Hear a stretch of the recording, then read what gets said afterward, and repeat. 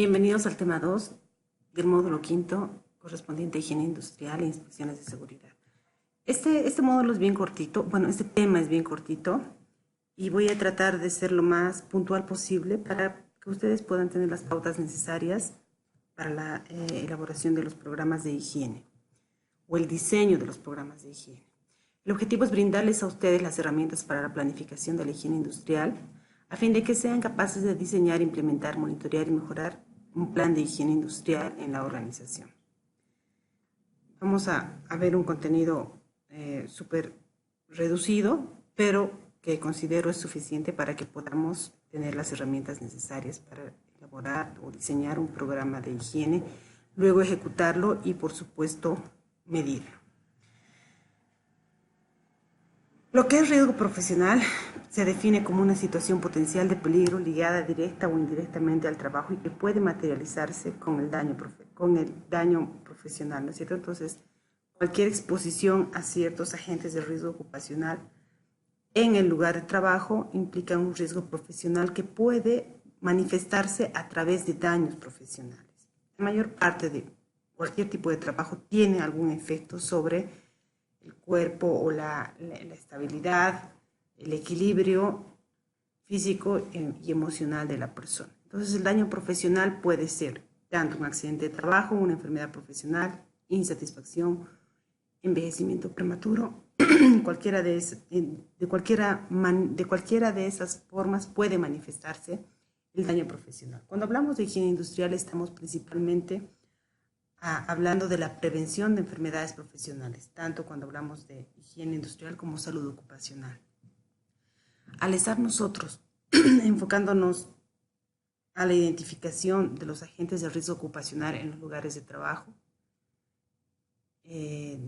estamos estableciendo cuáles son los comportamientos de estos agentes contaminantes en los lugares de trabajo y estamos coadyuvando a la detección oportuna o temprana de enfermedades profesionales. Y desde el punto de la prevención, estamos evitando que existan contaminantes en niveles tales que pudieran derivar en una enfermedad profesional.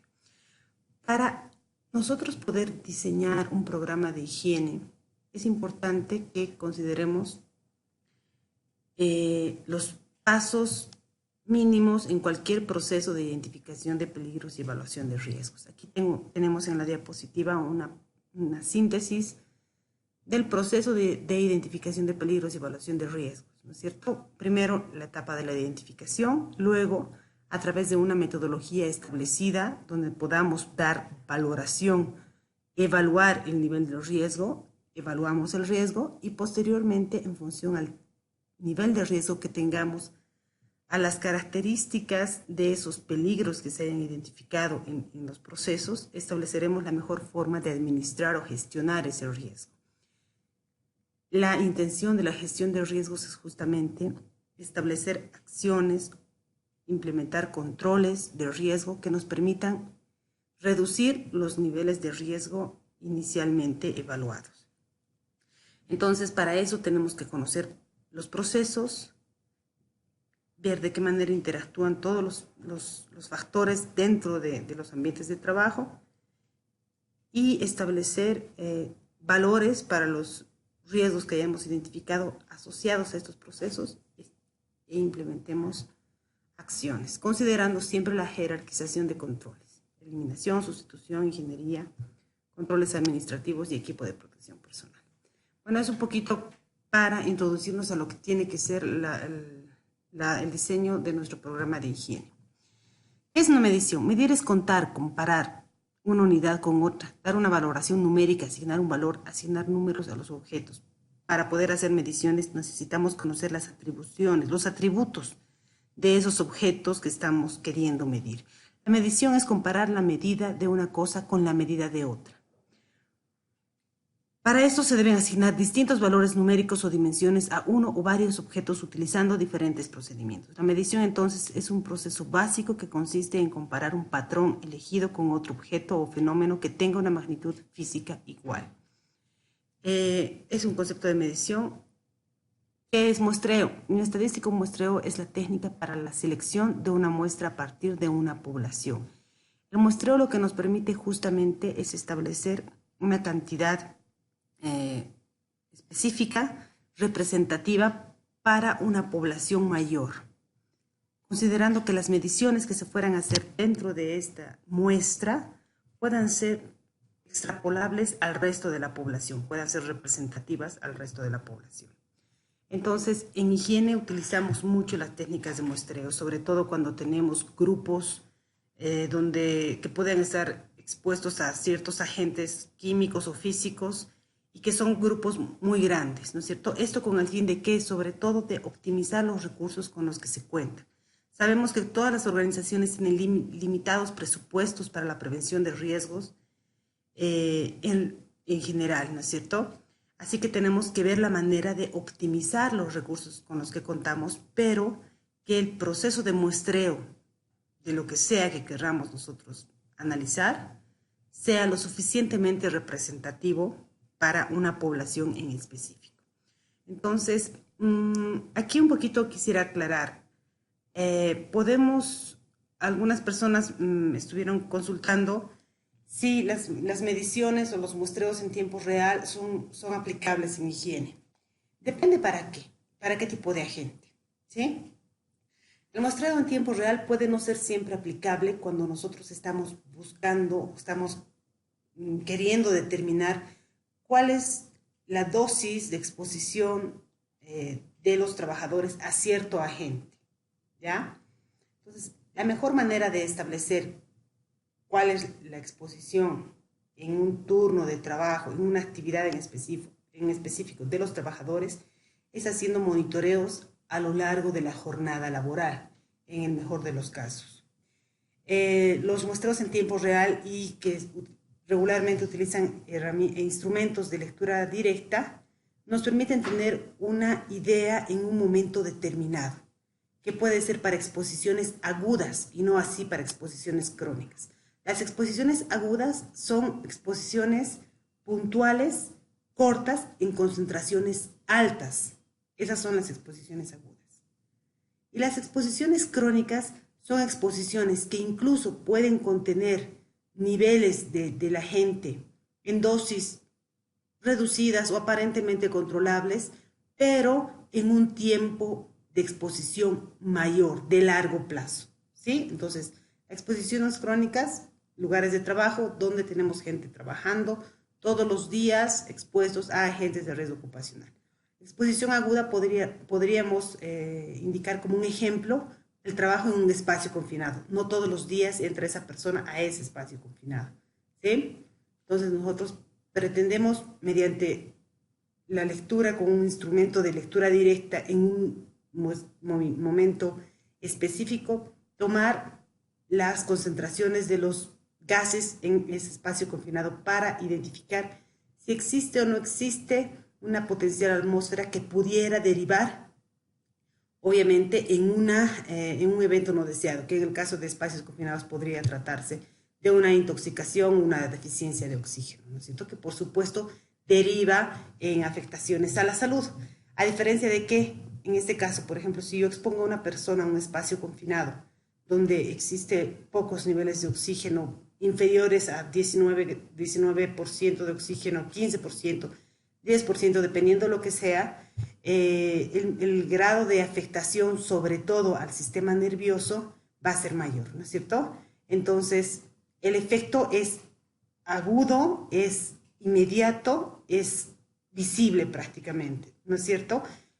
Como definíamos lo que era un accidente de trabajo, en este caso sería un accidente de trabajo. Hay una lesión cerebral por exposición aguda, no así una lesión al sistema nervioso por exposición crónica, que sería lo equivalente a estar expuesto todos los días de mi jornada, de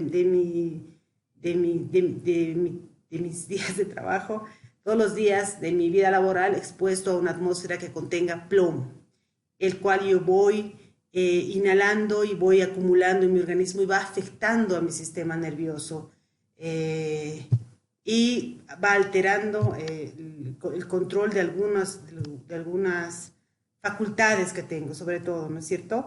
Entonces, eso me va generando una enfermedad profesional, ¿sí? Una enfermedad profesional que pues es irreversible va como progresivamente, ¿no es cierto? Entonces, habíamos dicho, la enfermedad profesional es solapada, es lenta, ¿sí? Y se presenta después de exposiciones crónicas. Entonces, esa es la diferencia. Para poder hacer un programa de higiene, tengo que aprender a diferenciar eso. ¿Cuándo puedo utilizar el muestreo en tiempo real con equipos o instrumentos de lectura directa? Y cuándo tengo que utilizar otros equipos que me permitan establecer la exposición de la persona en una jornada de trabajo regular, o sea, en condiciones normales, que sea representativa para el resto de la población o el grupo que estoy analizando, ¿ya? Ahora aquí justamente viene el nuevo concepto que es grupo de exposiciones similares, que yo en algún momento ya les había probablemente mencionado. Un grupo de exposición similar o como lo denomina la OIT, grupo de exposición homogénea, es un conjunto de trabajadores que comparten un mismo perfil de exposición hacia un agente o conjunto de agentes de riesgo ocupacional, ¿ya? Que los vamos a denominar agentes de riesgo ocupacional o los AROS, ¿sí? Que abarca a todos los agentes que pudieran haber, o todos los contaminantes químicos, físicos, biológicos, ¿no es cierto? Entonces, este es un grupo de trabajadores que trabajan en el mismo lugar, que más o menos están manipulando los mismos materiales, que más o menos ejecutan las mismas actividades. Entonces, el grupo de exposición similar, nosotros tenemos que tener la habilidad y el suficiente conocimiento de los procesos donde están actuando las personas para poder agrupar a estos grupos de exposición, para poder agrupar a estas personas, perdón, y conformar un grupo de exposición que sea lo más homogéneo posible y que nos permita optimizar los recursos al momento de diseñar y ejecutar nuestro programa de higiene.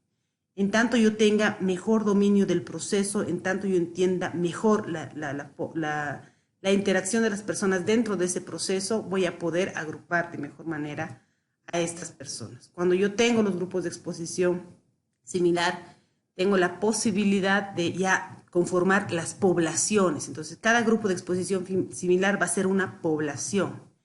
Y en base de la cantidad de personas que yo tenga en cada grupo de exposición similar, voy a establecer el tamaño de mi muestra. Muy bien. Bueno, entonces aquí les estoy pasando un pequeño extracto de la lectura que les había dejado el capítulo 30, que es la parte de higiene industrial de la enciclopedia de la OIT. Por favor, revisen el material que está en un punto que dice material de lectura, ¿verdad? Y la OIT establece de qué manera, bueno, ellos nos dan algunas pautas para ver de qué manera nosotros podríamos conformar estos grupos de exposición similar o grupos de exposición homogéneos. Cuando yo les hablo del GES, es un grupo de exposición similar. Cuando les digo ARO, son los agentes de riesgo ocupacional. Los trabajadores deberían realizar las mismas tareas o tareas similares. Los trabajadores tienen pautas similares de movilidad en el área de trabajo. ¿Eso qué quiere decir? Que más o menos circulan, transitan por las mismas áreas, los mismos pasillos, están en interacción con los mismos equipos o equipos similares instalados en el mismo lugar. Los trabajadores están expuestos a las mismas sustancias peligrosas. Las tareas requieren los mismos mecanismos generadores de exposición a sustancias peligrosas. La proximidad de los trabajadores a las fuentes contaminantes es similar. Los trabajadores comparten la misma zona física de trabajo, incluidos la ventilación, la corriente de aire y otros controles técnicos que puedan estar presentes en el lugar de trabajo. Entonces, estas son algunas pautas que nos dan para que nosotros podamos caracterizar a cada grupo de exposición similar, agrupar a las personas y de esa manera establecer nuestro tamaño de población y en función de el tamaño de la muestra. Es importante que consideremos cuando hacemos los grupos de exposición similar que hay ciertas operaciones que tienen más de un turno de trabajo, que puede ser día, tarde y noche, en algunos casos día y noche. Entonces hay que agrupar a todas esas personas. Si bien es conocido, bueno, por la experiencia mía, Y si ustedes pueden leer alguna bibliografía, van a verificar que muchos higienistas establecen que en los turnos de día es donde hay mayor exposición o mayor exposición y también probablemente mayor generación de agentes de riesgo ocupacional en los lugares de trabajo. ¿Esto por qué? Porque regularmente en las operaciones de día es cuando se aprovecha de producir más, ¿sí? Se pone al máximo posible pues, la producción, ¿no es cierto? Se cuentan con equipos de apoyo, es decir, que si de repente me falla una máquina, un motor, una bomba, eh, tengo personal de mantenimiento que puede ir a atenderla y corregirla, entonces las paradas son más, existen paradas, pero son atendidas de manera más oportuna porque prácticamente la mayor parte del equipo está trabajando de día. Por ejemplo, en los turnos nocturnos tenemos la deficiencia, aunque tengamos personal de turno, de que de repente se nos daña un equipo para una bomba, no siempre están todos los mecánicos, no siempre se cuenta con la disposición de todo el almacén central, hablando de empresas grandes, por ejemplo, ¿no? Hay un almacén que pueda tener componentes o repuestos ahí básicos o los necesarios, ¿sí? De rotación común, pero no siempre los que necesitamos, ¿no? O si fuera una falla mayor. Hay personal de turno que puede ser un mecánico, puede ser un eléctrico, que van a ir a atender el problema de la bomba. Probablemente el daño, la falla pueda sobrepasarse, necesite algún otro técnico especializado, que no siempre va a estar disponible cerca de la planta, ¿no? Sobre todo cuando hablamos en circunstancias de campamento, como en petroleras, como en mineras, operaciones que son un poco más alejadas incluso del propio centro, ¿no es cierto? Entonces, en la noche puede haber más paradas, siempre es un poco más flojo el turno nocturno, me refiero es más relajado, ¿ya? No el personal, sino la misma operación. El operador del área de proceso va al principio del turno, verifica que todo esté funcionando bien, que los parámetros de las máquinas estén, bueno, que los controles y las variables de proceso estén dentro de lo normal y después retorna a su contenedor, a su cabina de operación y en un tiempo vuelve a venir a la planta, pues no está como en el turno día activo constantemente, ¿sí? En el turno día se aprovecha de hacer mantenimientos mayores, se aprovecha de hacer limpiezas a profundidad, entonces es más activo, hay más gente, en los turnos nocturnos siempre hay más poca gente y la producción siempre es más regularmente, no en todo lado, es más relajada, ¿no? Entonces, las muestras que tomemos del día y de la noche pueden tener variaciones importantes. Pero ustedes ya lo van a verificar por cuenta suya y pues en algún momento seguramente se van a acordar lo que les estoy comentando. Entonces, una vez que establecemos nuestro grupo de exposición similar, tenemos la cantidad de trabajadores, sabemos en qué áreas trabajan y a qué riesgos o agentes de riesgo ocupacional pueden estar expuestos. En base a esa información ya podremos elaborar un programa de higiene industrial. ¿Y qué es un programa de higiene industrial? Es un programa donde se plasman las actividades requeridas para ¿qué? Anticipar, reconocer, evaluar y controlar los agentes de riesgo ocupacional en los lugares de trabajo. Para llevar adelante un programa de higiene industrial es importante considerar estos elementos que les estoy mencionando aquí: entender el proceso, realizar la hiper, identificar los grupos de exposición similar, en base de estos establecer los tamaños de las muestras, determinar los agentes de riesgo ocupacional que están presentes en estos grupos de exposición o a los que podrían estar expuestos estos grupos de exposición. Entonces, ¿qué agentes de riesgo ocupacional podrían estar presentes? Por ejemplo, en un proceso de un laboratorio químico, ¿sí? Seguramente en un laboratorio químico podremos tener exposición por supuesto, a gases ácidos, a vapores orgánicos. Podríamos tener en algún momento incluso exposición a material particulado, cuando mucho depende de la estructura orgánica, ¿no es cierto? Sí, a veces los químicos también tienen que hacer cuarteo y preparación de muestras que podrían venir en estado sólido y ahí podría haber exposición también de polvo. Podríamos vernos expuestos a temperaturas importantes, no digamos extremas, pero sí a temperaturas extremas, porque siempre hay operación de hornos, de esos hornos de laboratorio, que son como los hornos mufla u otro tipo de hornos, ¿no? Entonces, tenemos ahí ya más o menos 3 cosas identificadas en un laboratorio químico: agentes, vapores, gases y temperatura, y probablemente polvo, ¿no es cierto? Entonces, estoy identificando cuáles son los agentes de riesgo ocupacional, los aros a los que están expuestos los trabajadores de ese laboratorio. Entonces, luego de eso vamos a dimensionar un programa de muestreo de agentes de riesgo ocupacional. Vamos a gestionar los recursos para la ejecución del programa de muestreo. Es importante tener en cuenta que para algún caso la propia organización va a poder hacer la medición, tomar las muestras y hacer los análisis. Para la mayor parte de las veces no, ¿sí? Porque los equipos de monitoreo son, sobre todo cuando hablamos de agentes químicos, son costosos.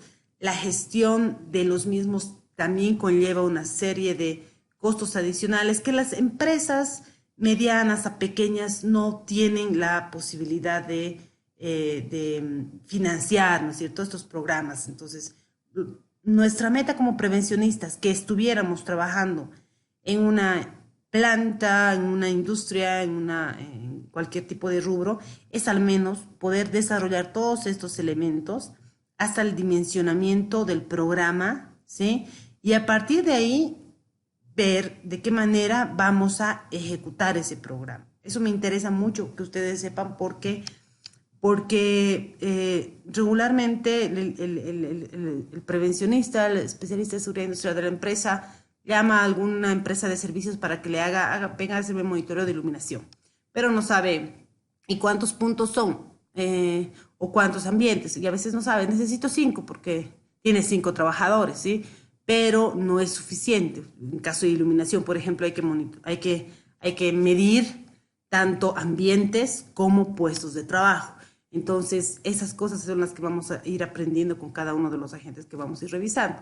Entonces, lo importante es que ustedes sepan las variables que tienen que tomar en cuenta para dimensionar cada uno de los agentes físicos y químicos que se están identificando en la IPER. En la IPER se los identifica de manera, vamos a decir, preliminar, ¿sí? Entonces, en un proceso de, por ejemplo, de soldadura, tengo soldadores, identifico como un peligro la generación de humos metálicos al momento, por supuesto, de hacer la soldadura.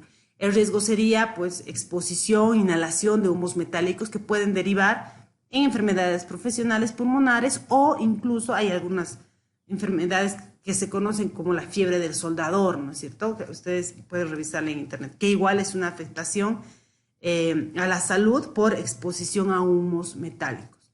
Entonces, dentro de estos humos metálicos, pues hay un montón de metales pesados, dependiendo del tipo de soldadura que se esté haciendo, metales pesados que van a derivar en cierta enfermedad, ¿sí? Entonces yo estoy identificando eso en mi hiper y estoy estableciendo como un riesgo la exposición, inhalación y generación de enfermedades profesionales. Dependiendo del método que utilice, puede ser más cualitativo o cuantitativo el establecimiento de la valoración, la evaluación del riesgo, de qué tamaño es ese riesgo, qué tan importante o tan aceptable es ese riesgo. Y voy a establecer probablemente como un control, fíjense, ya como un control, podría yo establecer que se tiene que monitorear humos metálicos en el grupo de mantenimiento que hace soldaduras, ¿sí? O de montaje que hace soldaduras, ¿ya? Entonces, ahí estoy estableciendo una valoración preliminar, que la voy a verificar el nivel de riesgo, si hay o no hay, y qué tanta es la exposición cuando yo haga el muestreo. Cuando haga el muestreo, ya aplicando mi programa de higiene industrial, ¿ya? Entonces, debo gestionar los recursos para saber en base de mi hiper, lo que he identificado, lo gestiono. Recursos, obviamente van a ser recursos de la empresa, ¿sí? Pero tengo que ver si van a ser ejecutados internamente o van a ser ejecutados por un servicio externo. Lo importante es que que para ejecutar los monitoreos, pues la persona sepa de higiene industrial, o sea, que seamos ingenieros de prevención de riesgos, no nos habilita para poder hacerlo todo, ¿sí? Tenemos que adquirir las herramientas y para eso están aquí, ¿verdad? Tenga los equipos, se cuente con los equipos, estos equipos estén calibrados, ¿ya? Se cuente con los protocolos y se establezcan, por supuesto, cuáles van a ser las normas dentro de las cuales están diseñados estos protocolos y contra las cuales vamos a comparar los resultados. Entonces se ejecuta el muestreo, se analizan los resultados, se identifica el nivel de riesgo y en base de eso se plantean acciones de mejora. Además de que deberíamos siempre medir la eficacia de todo este proceso que estamos nosotros diseñando. ¿Sí? Entonces, conocer el proceso, conformar los grupos de exposición similar, establecer qué agentes de riesgo ocupacional van a medirse en cada uno de los grupos de exposición similar.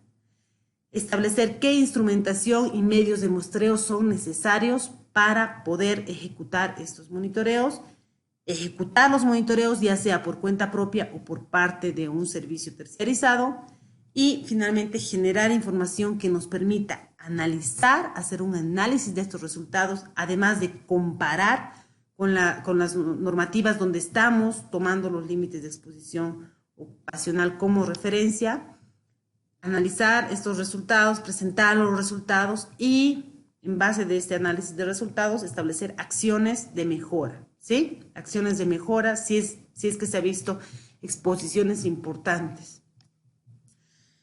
Para terminar, bueno, hemos hablado de lo que es el muestreo. Yo les recomiendo utilizar esta tablita de referencia que nos da la NIOSH en su manual de métodos analíticos, donde nos establece en función del tamaño del GES cuáles deberían ser las muestras recomendadas. ¿Para qué? Para que podamos tener resultados que sean representativos y sean extrapolables a toda la población a la cual está representando esta muestra, ¿sí? Entonces, esto igual me aplica para ruido, para gases, para vapores, o sea, para cualquier cosa. En tanto yo tenga el grupo de exposición similar conformado, voy a poder establecer de qué tamaño van a ser mis muestras. Establezco el tamaño de las muestras y en base de eso voy a poder dimensionar mi programa de higiene industrial y después voy a poder ejecutar, voy a poder gestionar los recursos, voy a saber cuánto necesito de polvo, cuántos monitoreos de gases, cuántos de ruido, cuántos de lo que se vaya a necesitar, ¿no es cierto? Bueno, eso es todo por ahora. Les voy a pedir por favor que revisen, voy a subir un pequeño videíto para anticiparles cómo deberían estar trabajando sobre el taller de higiene, ¿sí? De todas formas, el sábado los espero a las 5:30 de la tarde en la plataforma para que podamos discutir cualquier duda que haya podido surgir. Les agradezco por su atención y gracias.